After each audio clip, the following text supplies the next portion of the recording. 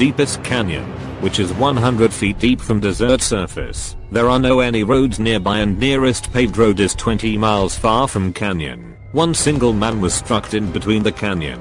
Somehow he managed to survive from that. How was he escaped?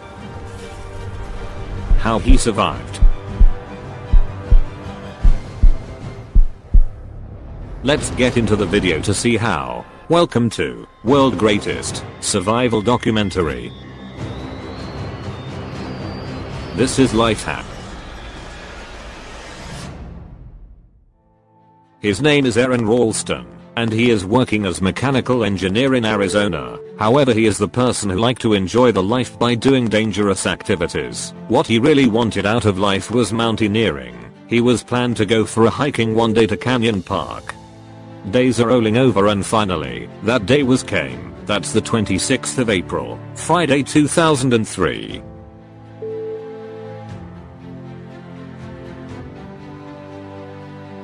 He has planned for America's southeastern U-tour to explore Canyonlands National Park. He was getting ready to go to hiking even without telling to his family or friends, just alone, equipped with a backpack of items, including climbing ropes, carabiners, a camera, a water bottle, and a multi-tool kit. Due to rushing hours, he has forgotten to take his knife, as well as he ignored a phone call came from his mother. Ralston had only intended to be out for a day, and so word of his plans made it to no one. He never ever imagined that this could be the huge incident which is likely to be taken place in his life.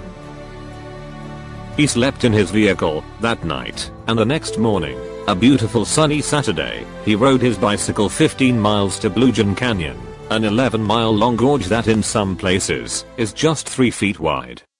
He locked his bike and walked toward the canyon's opening. He never ever imagined that the huge incident is likely to happen in a few minutes. At around 2:45 p.m., as he descended into the canyon, suddenly a giant rock above him slipped. Ralston fell and his right hand became lodged between the canyon. He was trying to get his hand out, but he fails. He couldn't do that. After several attempts, he was tired. Darkness began to surround the canyon. At the time he became trapped, a mere 20 milliliters of water left. Time keeps flying. Ralston hadn't told anyone about his climbing plans, and he didn't have any way to signal for help. He realized that he can't survive if he exists like this, and he tries to think for a way to escape. But he never gave up, kept trying on getting his hand out, but he failed.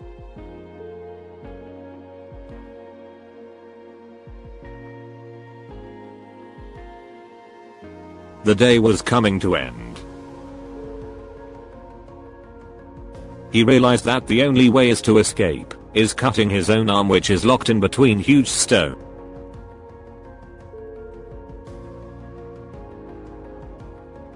Two-inch dull blade on his multi-tool would not be sufficient to carve through the tendons and bone, therefore, he couldn't cut his arm.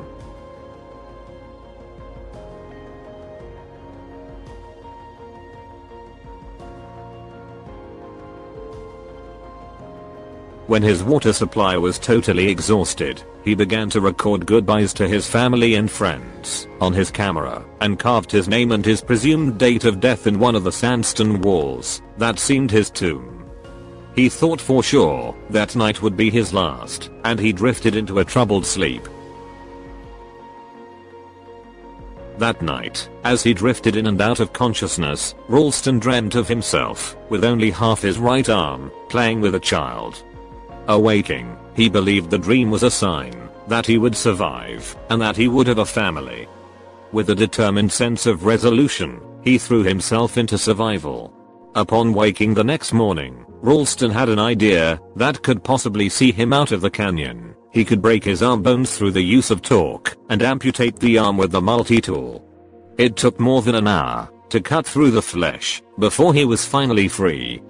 He had lost 25% of his blood volume from the amputation. The only known path to survival being his vehicle that was parked 8 miles away, he rappelled down a 65-foot canyon wall with his only viable arm, and began the hike back through the canyon. In a stroke of incredibly good fortune, a family on a vacation discovered him in the canyon, giving him their water supply and rushing to alert authorities. Just imagine, there was no proper food, water to drink, and no shelter for almost 5 days, which means exactly 127 hours. This should be an all-time best performance, isn't it? After a few months he was completely recovered. Therefore, the moral of the story is, if you really have a willingness and self-confidence, you can achieve anything you want.